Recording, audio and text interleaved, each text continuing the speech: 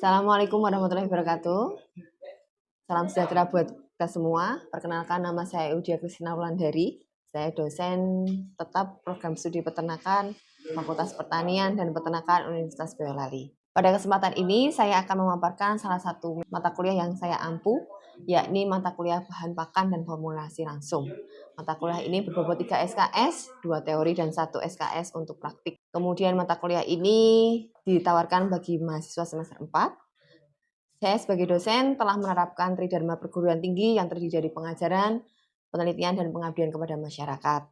Saya menggunakan sistem pengajaran delivery interaksi assessment, di mana delivery ini adalah menyediakan pembelajaran yang up-to-date materi, kemudian interaksi saya menerapkan untuk kegiatan tatap muka bersama mahasiswa dan juga praktek juga bersama dengan mahasiswa, kemudian assessment saya memberikan tugas terstruktural baik berupa tertulis maupun lesan sebagai ujian di tatap muka di kelas.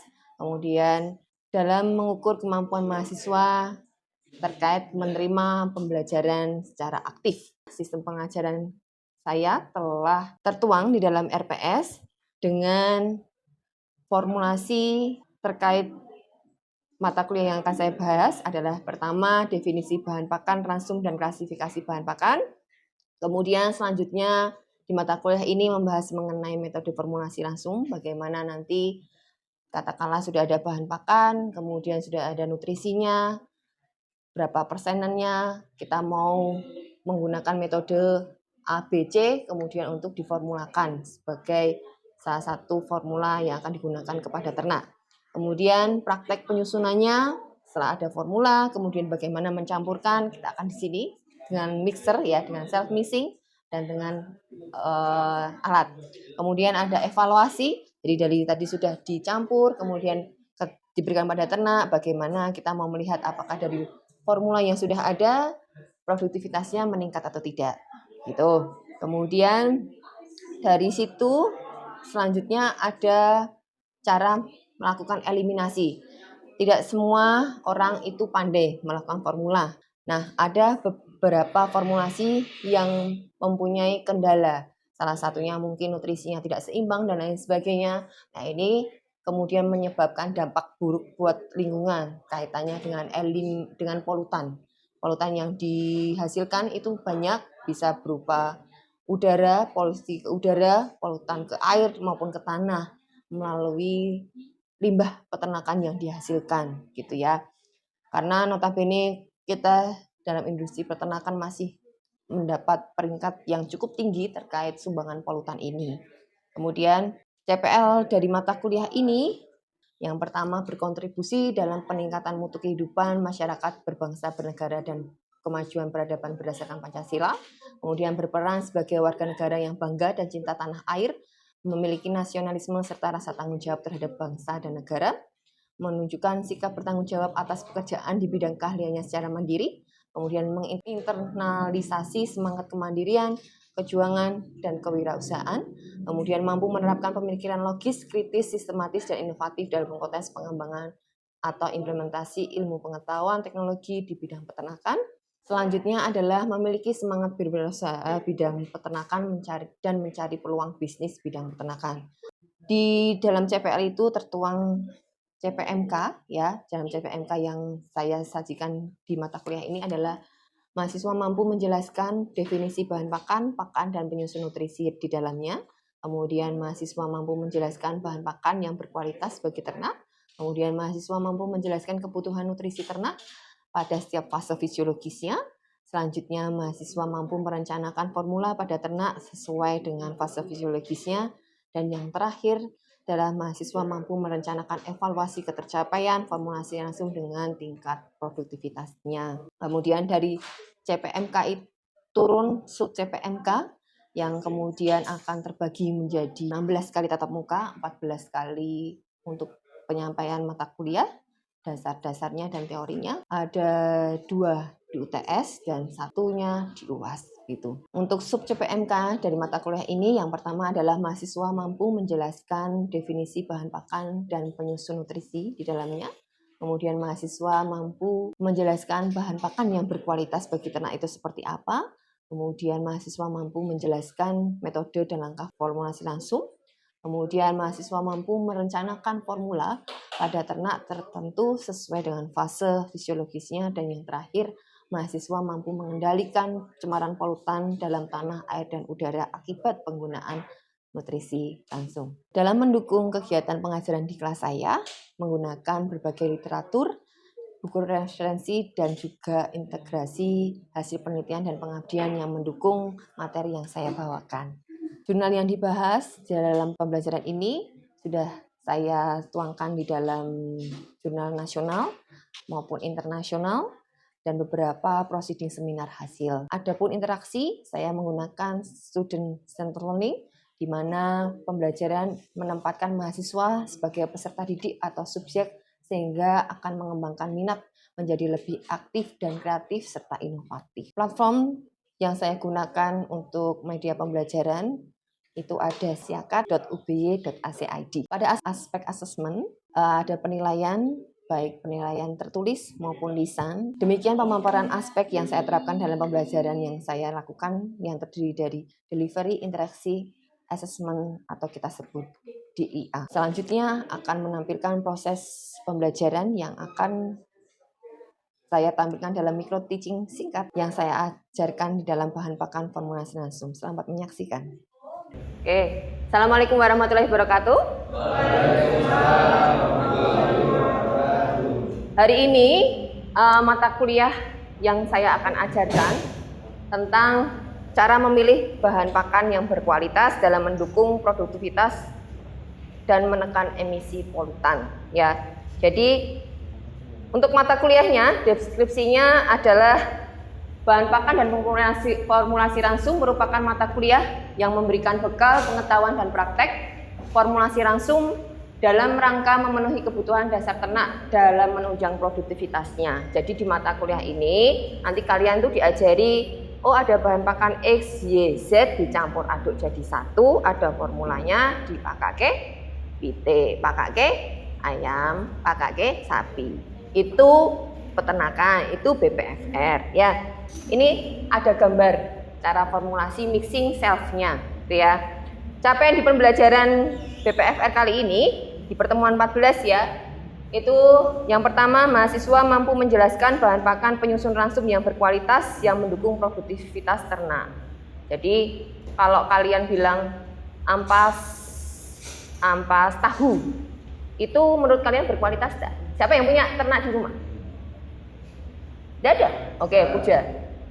Ampas tahu berkualitas tidak? Oh, ayam.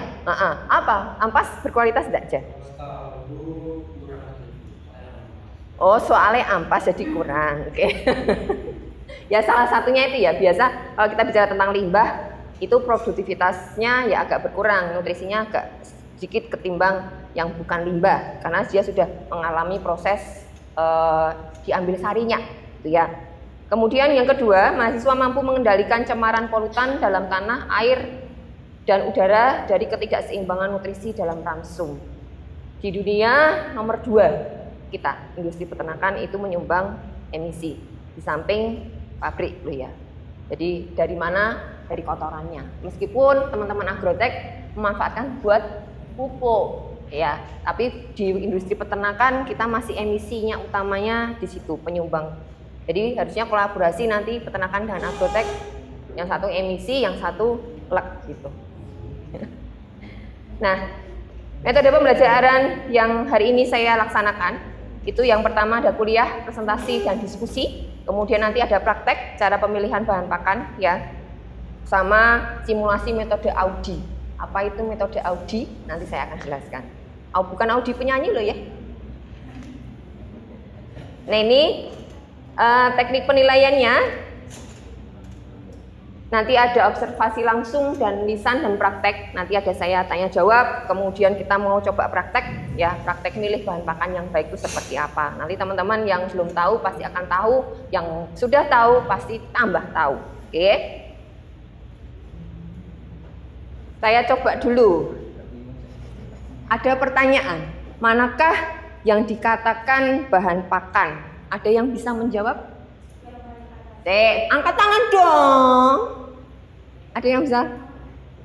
Kakak-kakak. Yuk. Yuk, oke, silahkan Puja. Untuk bahan pakan itu yang paling atas, Bu. Oh, yang paling atas, Nah, oke. Alasannya? Karena dia satu bahan, belum campuran dari beberapa bahan. Oke, terima kasih Puja. Jadi definisinya kalau kita bicara tentang bahan pakan, ya itu yang paling atas. Teman-teman kalau di poultry shop tanya bilang yang diambil adalah ini konsentrat atau yang diambil adalah BR, ya jangan ngomong beli bahan pakan. Ya, bilangnya ini beli langsung atau beli pakan. Tapi kalau yang diangkat adalah bekatul, Bu, saya mau beli ini, beli pakan, ini bukan pakan. Ya, ini adalah bahan pakan. Teman-teman yang belum tahu jadi tahu gitu ya. Jadi bedanya bahan pakan dan pakan itu. Nah, definisinya ini seperti ini ya, bahan pakan atau di dalam bahasa Inggrisnya adalah feedstuff. Ini merupakan bahan yang dapat dimakan ternak. Pertama, ada kuncinya, dapat dimakan. Yang kedua, tidak beracun dan tidak berbahaya serta mengandung nutrisi tertentu.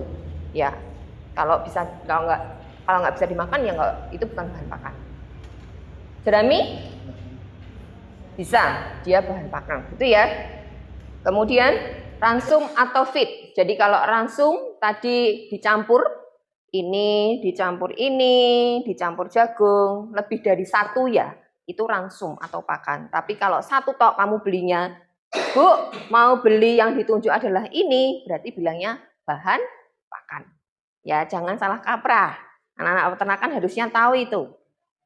Tapi anak-anak bukan peternakan juga harus tahu, nggak apa-apa. Itu ilmu yang harus dibagikan ke orang lain. Ya. Kemudian cara pemilihan bahan pakan ada metode LBR. Lebar. Lihat, bau, raba. Ya. Lihat, bau, raba. Gampang toh? Jadi kalau kamu mau beli pakan tuh sebaiknya ada sampelnya. Itu baru dibeli. Gitu. Apalagi belinya dalam tontonan. Kalau kamu nggak nyempling, ya udah, kamu bisa dibohongi. Banyak industri di dalam pakan ya, industri pakan itu kalau kita bicara, Bu, saya pernah punya pengalaman nyempling di tempat X begitu, yang dikirim tontonan ternyata beda hasilnya.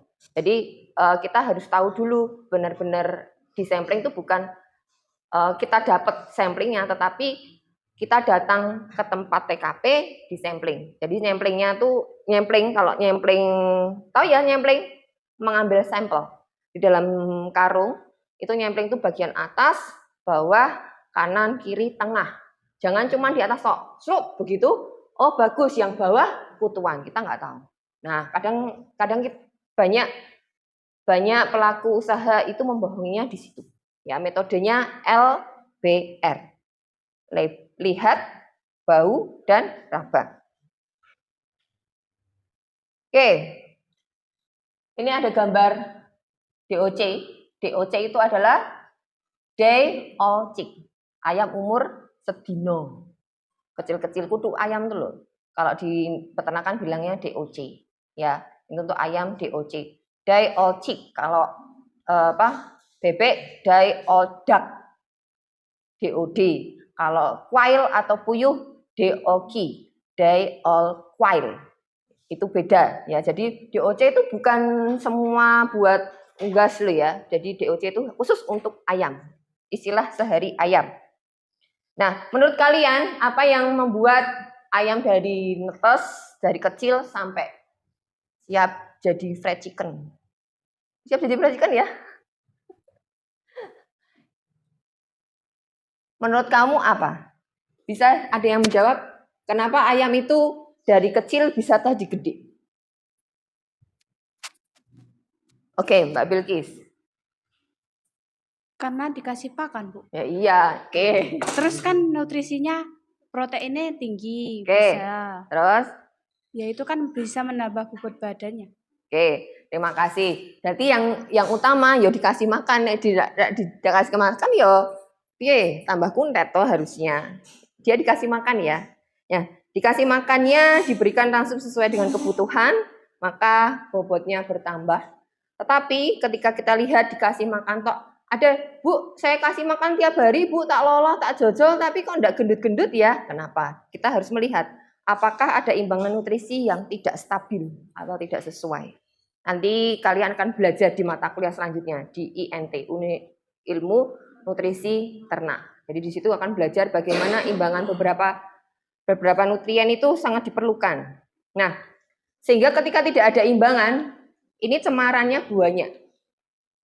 Pernah lihat di bawah kandang begitu, terus sudah dikerok ekskretanya, tanahnya putih-putih. Pernah lihat? Nah, itu salah satu tanah yang kena polutan fosfor. Itu jadi karena di ekskreta banyak keluar atau diekskresikan fosfor sehingga polutannya itu nutupi tanah, jadi air itu tidak bisa meresap. Itu tutup fosfor. Nah, itulah sumbangan industri peternakan yang harus kita hindari, ya. Nah, di sini saya menggunakan yang namanya metode Audi, combination of water filter with the use of beluntas leaf extract. Tahu beluntas? Tahu beluntas? Ada yang pernah lihat tanamannya ini seperti ini? Ada yang pernah lihat? Beluntas. Kalau orang Jawa kadang bilangnya itu bisa buat lalapan. Ada lagi kalau yang bau badan, toh itu minum godokan itu beluntas, itu dilebus, itu bisa mengurangi, katanya begitu. Nah, ini tanaman ini tumbuh banyak di sekitar pesisir pantai. Jadi dia tuh tumbuh sebagai tanaman pagar beluntas. Ini kalau kamu lihat detailnya, ini agak lancip-lancip. Jadi daun begitu, ujungnya lancip-lancip, kecil-kecil begitu. Nanti kalau teman-teman mau lihat, saya kemarin janji sama anak semesternya angkatannya Bilkis ya. Nanti teman-teman yang lain monggo kalau mau melihat beluntas itu seperti apa, saya punya di rumah. Itu gampang tumbuhnya. Celup begitu dia tumbuh. Tapi baunya itu semring-semring langu-langu begitu. Tapi memang ternyata dia bisa mengurangi bau di dalam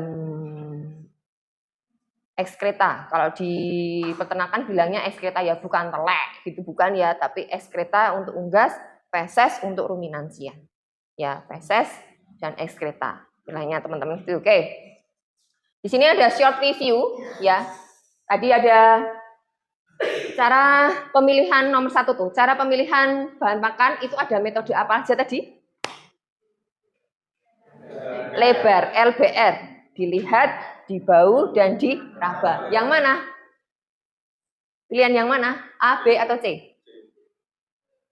C. C ya? Oke. Kemudian 2 atau lebih bahan pakan yang dicampur jadi 1, diformulasikan sesuai kebutuhan ternak. Namanya apa? Oke, C. Ada yang bisa menjawab?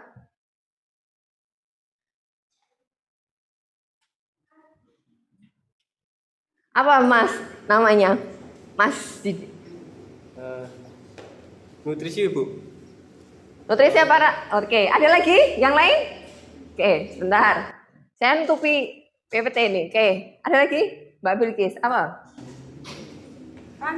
Ransum. Oke, jawabannya 2 atau lebih bahan pakan yang dicampur itu namanya ransum. Ya, nek nutrisi itu kalau bilang nutrisi itu bilangnya ada protein, pernah dengar mineral, pernah ya? Pernah dengar karbohidrat, pernah dengar serat kasar, lemak kasar, dan BETN, bahan ekstrak tanpa nitrogen. Nah, itulah nutrisi, ya. Kalau 2 atau lebih bahan pakan, bilangnya ransum. Itu ya. Oke.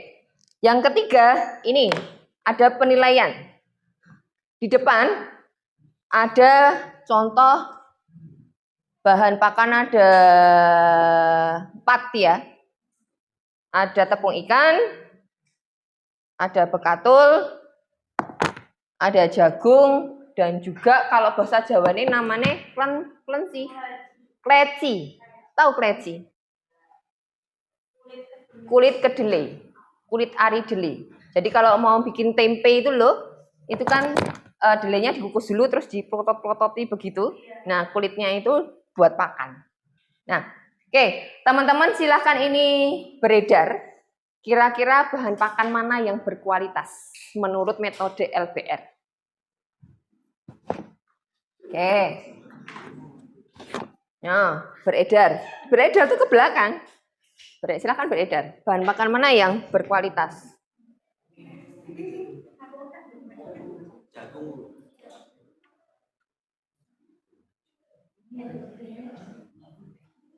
Oke, LBR tuh ya. Dilihat, dibau, diraba. Dilihat, dibau, diraba.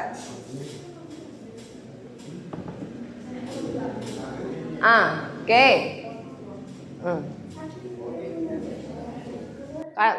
Oke. Sudah beredar? Sudah beredar? Sudah? Dita ya? Mbak Dita sudah? Iya, jadi anak peternakan nggak boleh takut kotor. Anak pertanian pun begitu. Ya, jangan takut kotor. Karena memang ini ilmu kita di bidang itu. Ya, oke. Kira-kira mana yang berkualitas menurut kalian? Serius? Jagung. Oh, ini ada janggelnya loh. Kita lihat nih. Ini ada janggelnya loh, potongan janggel nih. Ya kan? Ya kan, potongan janggel. Nih. Potongan janggel kan? Lah berarti nih dia bahan pakan berkualitas dan ini ada campurannya? Kurang. Ya, belum berkualitas. Bekatulnya ada 2 bekatulnya. Yang satu kutuan, yang satu bersih. Yang satu gumpal. Caranya piye? Lihat bekatul atau dedak. Ya, kamu kalau di pasar ada yang bilang bekatul tapi dipegang kan kasar toh? Ya. Caranya begini, ketika kita mau melihat, mau sampling, kalau dia benar-benar bekatul, maka ada remahan, ada gumpalan. Ya, ada remahan, ada gumpalan. Semakin banyak ketika begini ada menggumpal, berarti dia semakin mendekati bekatul sempurna. Gitu. Jadi kalau kita katakanlah di pencet begini baru itu ngepiur kabeh, itu masuknya dedak. Gitu. Jadi seratnya terlalu tinggi. Kalau untuk ruminansia bolehlah pakai dedak, tetapi untuk bekatul tidak bisa karena unggas. Kalau kebanyakan nanti kuntet. Gitu ya. Kalau tepung ikannya jelek. Oke, ada lagi? Saya sudah kasih clue di sini, ini ada gumpalan. Ya, hati-hati. Yang kedua adalah ketika tepung ikan itu warnanya tidak coklatnya terang. Tidak pekat ya. Karena kebanyakan penyalahgunaannya tepung ikan itu dicampur urea. Urea yang coklat itu loh dicampur nanti warnanya kan jadinya coklat terang. Memang baunya bau ikan tetapi ada campurannya gitu. Oke. Paham ya metodenya? Apa tadi? LBR. Lihat, bau, dan raba. Ya, itu ya. Oke. Oke, sementara untuk materi hari ini cukup sekian saya sampaikan. Terima kasih buat kehadirannya dan partisipasinya. Saya tutup. Wassalamualaikum warahmatullahi wabarakatuh. Waalaikumsalam.